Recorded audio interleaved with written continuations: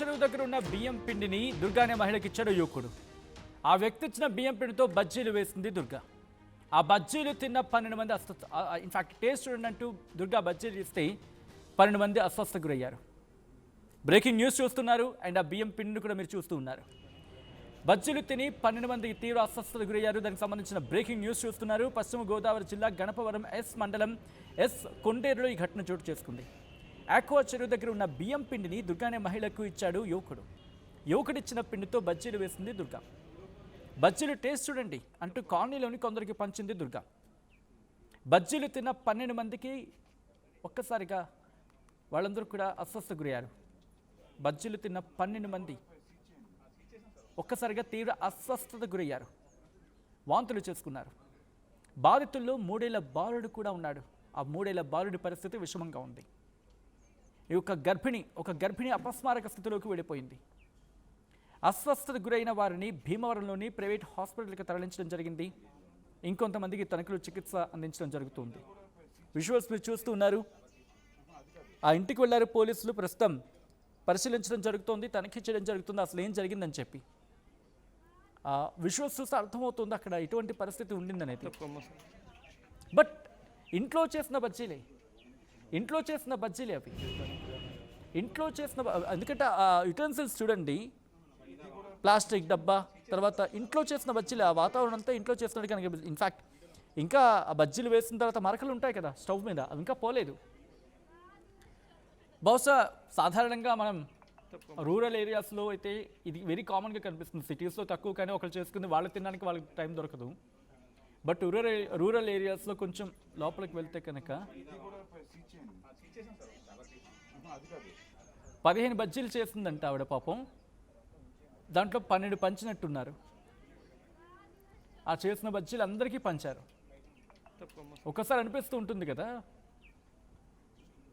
ఇలా పంచడం కరెక్ట్ కాదేమో అని చెప్పి. బహుశా తనకు తెలుస్తూ ఉండకపోవచ్చేమో. ఇన్వెస్టిగేషన్ జరగాలి, బయటపడాలి. ఆ విజువల్స్ మీరు చూస్తూ ఉన్నారు. అదిగో అవే బజ్జీలు అవి. ఆ బజ్జీలే పంచారు ఆవిడ. పంచిన తర్వాత ఆ 12 మంది ప్రస్తుతం అస్వస్థకు గురయ్యారు. అది కూడా తీవ్ర అస్వస్థతకు గురయ్యారు.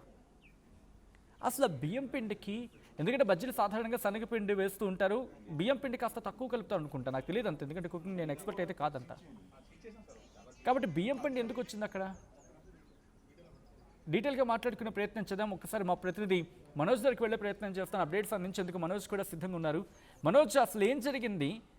ఈ బియ్యం పిండి కథ ఏంటి? తీసుకెళ్ళి బజ్జీలో వేయడం ఏంటి? ఆ బజ్జీలు టేస్ట్ చూడండి అంటూ దుర్గా దాదాపుగా 12 మందికి ఇవ్వడం ఏంటి? వాళ్ళు తినడం ఏంటి? తిన్న తర్వాత అస్వస్థతకు రావడం ఏంటి? ఏం జరిగింది అసలు? ఇంతకీ పోలీసుల ఇన్వెస్టిగేషన్లో ఏమని తేలుతోంది?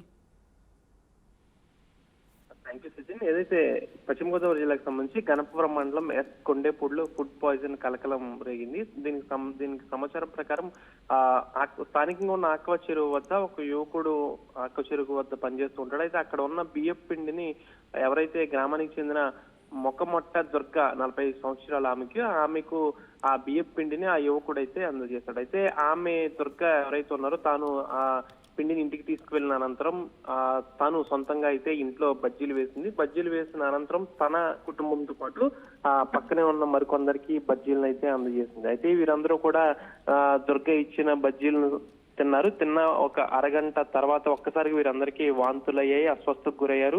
కొంతమంది కళ్ళు తిరిగి అపస్మారక స్థితిలోకి కూడా వెళ్ళారు. అయితే వెంటనే చుట్టుపక్కల వాళ్ళందరూ ఇది గ్రహించి వెంటనే 108 అంబులెన్స్ కు ఫోన్ చేయగా అక్కడి నుంచి ప్రభుత్వ ఆసుపత్రికి తరలించారు. అయితే విషమంగా ఉండడంతో వీరి పరిస్థితి కొంతమందిని భీమవరంలోని ప్రైవేట్ ఆసుపత్రికి కొంతమంది తరలించారు, మరి కొంతమందిని తణుకులోని ఒక ప్రైవేట్ ఆసుపత్రికి తరలించారు. అయితే దీనికి సంబంధించి అసలు ఈ బియ్యపు పిండికి సంబంధించి ఆక్వా చెరువు వద్ద ఉన్న తెచ్చిన యువకుడు దుర్గకి ఇచ్చాడు. అయితే ఈ ఆక్వా చెరువు వద్ద బియ్యపు పిండి కలుషితమైందా, లేకపోతే యువకుడు ఇచ్చిన తర్వాత దుర్గా ఆ బజ్జీలు వేసే క్రమంలో ఏమైనా ఫుడ్ పాయిజన్ అయ్యింది అనేది మాత్రం తెలియాల్సి. ప్రస్తుతానికి అయితే ఎవరైతే దుర్గా బజ్జీలు వేసిందో తనకు సంబంధించి కిచెన్ లో పోలీసులు మొత్తం పరిశీలించారు.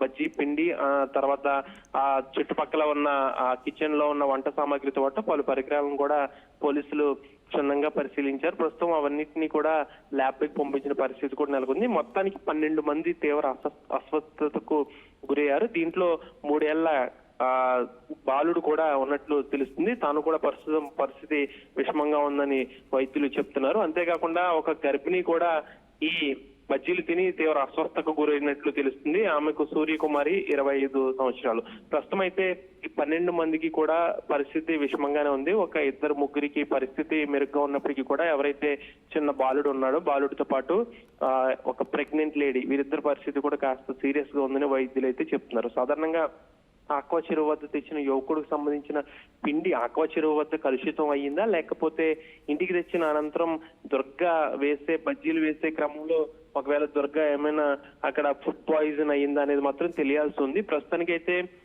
దుర్గ వద్ద ఉన్న పిండితో పాటు ఆక్వా చెరువు వద్ద తెచ్చిన పిండి, దుర్గా కిచెన్ లో సామాగ్రి మొత్తం అన్ని కూడా పోలీసులు సేకరించి దాన్ని పరిశీలనకైతే పంపారు. అసలు దీనికి సంబంధించి మరిన్ని విషయాలు అయితే తెలియాల్సి ఉంది. ప్రస్తుతానికైతే ఆసుపత్రిలో చికిత్స పొందుతున్న కొందరి పరిస్థితి సీరియస్ గా ఉంది, మరికొందరి పరిస్థితి అయితే మెరుగ్గానే ఉంది. కొంతమందిని భీమవరంలోని ఒక ప్రైవేట్ ఆసుపత్రిలో చికిత్స పొందుతున్నారు, మరికొంతమంది తణుకు ప్రభుత్వ ఆసుపత్రిలో అయితే చికిత్స పొందుతున్నారు. ఇదేమన్నప్పటికీ కూడా దుర్గ వేసిన బజ్జీలు కాలనీలో కొంతమందికి ఇవ్వడం, మరియు దుర్గకి సంబంధించిన కుటుంబంలో తినడం, ఇదంతా కూడా క్షణాల్లో అయిపోయింది. గతంలో కూడా ఇలా చేశారంట దుర్గా. అంటే ఈ ఆఫ్ కోర్స్ కాస్త రూరల్ ఏరియాస్లోకి వెళ్ళినప్పుడు, లేకపోతే కొన్ని సందర్భాల్లో ఇరుగు పొరుగు వాళ్ళు ఇచ్చిపుచ్చుకోవడాలు జరుగుతూ ఉంటాయి.